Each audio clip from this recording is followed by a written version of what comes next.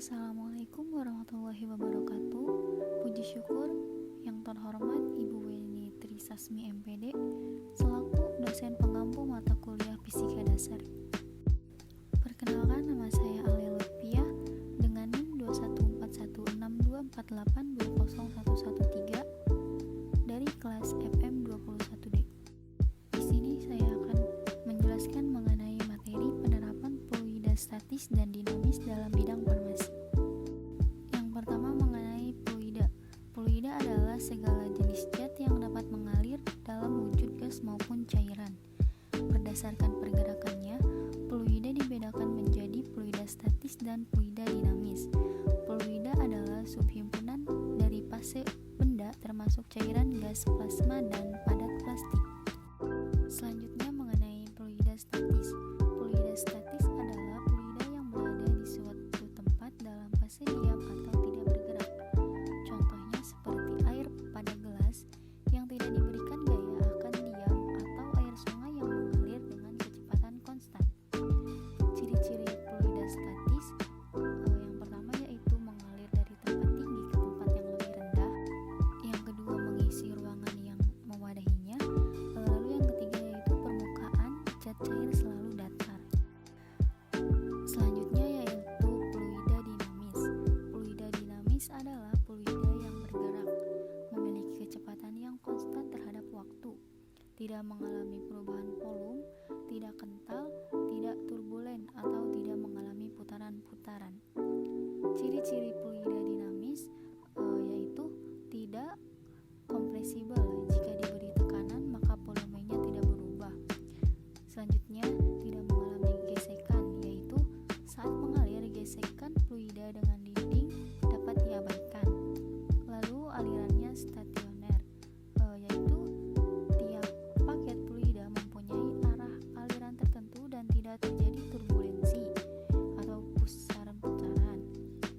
Selanjutnya yaitu alirannya lunak. Aliran fluida mempunyai kecepatan yang konstan terhadap waktu. Materi selanjutnya yaitu mengenai penerapan fluida statis dan dinamis dalam bidang farmasi. Penerapan yang pertama yaitu pada aliran udara di ruang produksi farmasi atau disingkat dengan LAF. Laminar air flow adalah suatu ruangan atau tempat untuk memperoleh aliran udara bersih dan aseptis. Sesuai ketentuan CPOB, LAF harus memenuhi standar kebersihan kelas A yang diperuntukkan untuk proses pengisian sediaan steril atau sediaan injeksi volume kecil, biasa disingkat dengan SVF. Injeksi volume besar FLF dan tetes mata baik yang mengalami sterilisasi akhir maupun yang diproses secara aseptis karena bahan aktif tidak tahan panas. Penerapan yang kedua yaitu pergerakan media pada uji disolusi. Disolusi adalah suatu proses perpindahan molekul obat dari bentuk padat ke dalam larutan suatu media uji. Ini dimaksudkan untuk mengetahui banyaknya zat aktif yang terlarut dan memberikan efek terapi di dalam tubuh. Seperti bisa dilihat contoh alat disolusi dalam bidang farmasi.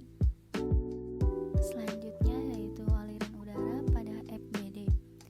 Fluidisasi adalah metode pengontakan antara padatan dengan fluida, baik cair maupun gas dalam suatu kolom yang berisi sejumlah partikel padat dengan mengalirkan fluida dari bawah ke atas kolam. Proses pengeringan dilakukan dengan menggunakan fluidized bed dryer, di mana menggunakan metode fluidisasi dalam prosesnya. Prinsip kerja mesin pengering sistem fluidisasi adalah penghembusan udara panas oleh kipas peniup atau blower melalui suatu saluran ke atas bak pengering. Selanjutnya yaitu tekanan uap autoclave.